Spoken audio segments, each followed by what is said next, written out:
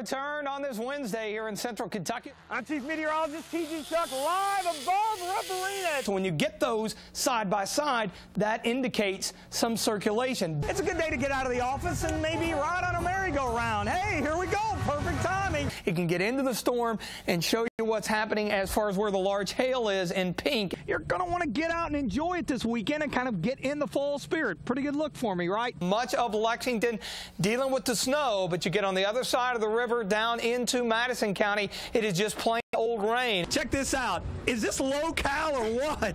What do you think, huh? Forget about the snow and cold out there. We have a way for you to zip right into spring. Yep, Chief Meteorologist T.G. Shuck is at this year's Kentucky Sport Boat and Recreation Show where they're offering a new thrill. How about it, T?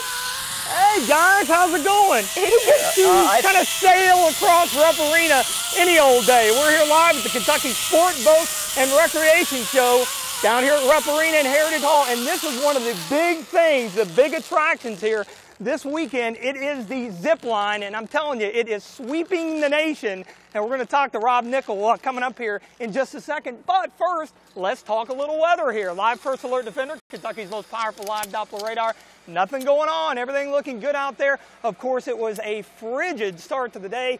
We had temperatures into the single digits for early morning lows, but with all that bright sunshine, you notice the lack of cloud cover here in the Commonwealth. We did manage to work back up into the 20s, even upper 20s and close to 30 across southern Kentucky. Beginning to cool down now as the sun is setting. 20 Lexington, 27 Jackson, also down in London and in Somerset. Even colder air off to the north, but keep in mind the advertised warm-up that we've talked about all week long, it will be on the way. Unfortunately, we're going to have to deal with one more very cold night.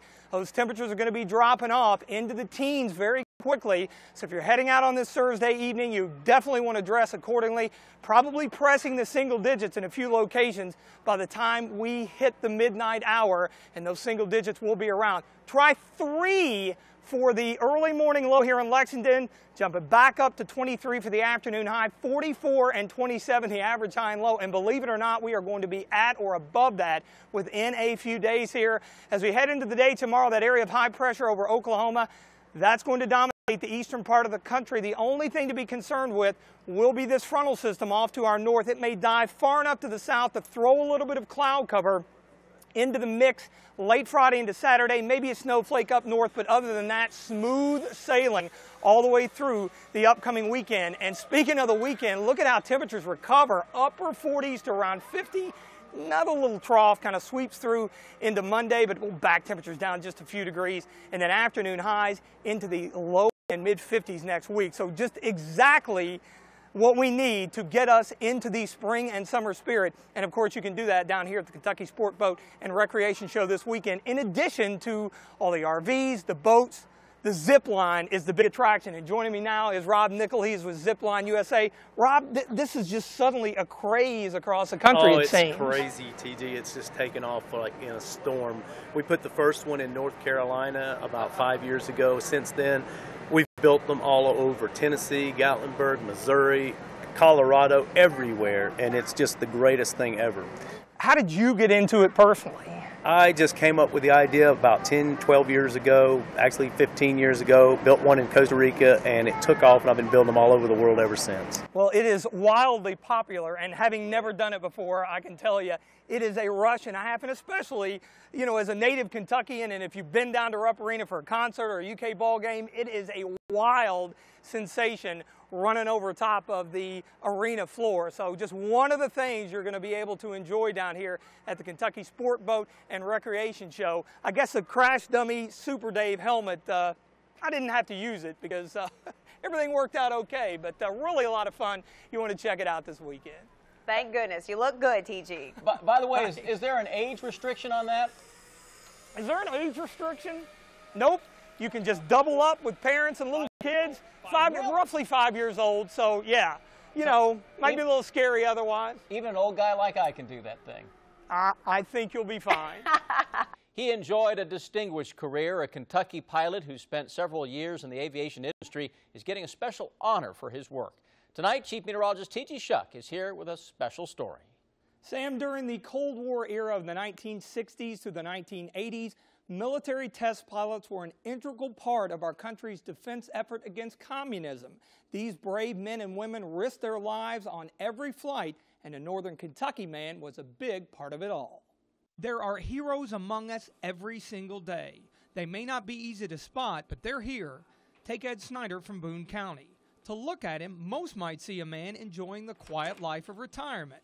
But to know his story is to know a true aviation hero. Come on into the office, I'll show you some of this memorabilia. If you're at the flying game for 35 years, you pile up a lot of stuff. Snyder spent the first 15 years of his military career as a naval aviator and test pilot, but in 1983, he went to work for NASA. We did a lot of work on what we refer to as flight research projects, and that primarily involved taking an existing airplane and modifying it in some way and doing an experiment with it. By 1998, Snyder was chief test pilot at the Dryden Flight Research Center in California. He and his team pushed their machines to the edge and beyond while tackling some of the agency's biggest experiments. One of those was as project leader for the SR-71 Blackbird, a high-altitude, high-speed reconnaissance aircraft synonymous with the Cold War. The airplane's a real performer. It was built to do one thing, and that was to go real fast, real high, 3 times the speed of sound at over 80,000 feet, and it did it every time. There are only a handful of occupations where doing your job can literally mean life or death. But for Ed Snyder, each test flight was just another day at the office. You go out and you explore without preconceived notions, and you take the data in, and you also have one part of your mind that's constantly going to be dealing with the unexpected. So we train for that as much as we can, and then you go out and do it. Snyder retired from NASA, having logged flight time in 84 different models of aircraft. The Campbell County native's induction into the Kentucky Aviation Hall of Fame last month was special to him. To have recognition from your state for doing things at a very high level, and to be grouped with really an eclectic mix of other people is so special. It was a fitting honor for a man that definitely had the right stuff. Well, Snyder has also received a number of other awards, including NASA's Distinguished Service Medal and a place on the Aerospace Walk of Honor in California. I'm an aviation buff, as you know, and just seeing what he has accomplished and meeting him was really an honor. Can you imagine some of the sights he saw when he was way up there, some of the things that we'll never get to see down here on Earth, if you know what I mean? And he actually talked about that off camera, how literally mountains would move by very, very quickly, not as you would in a regular airliner, because he was flying twice the height of the airliner's crew. So just amazing stuff, and just a perfect gentleman.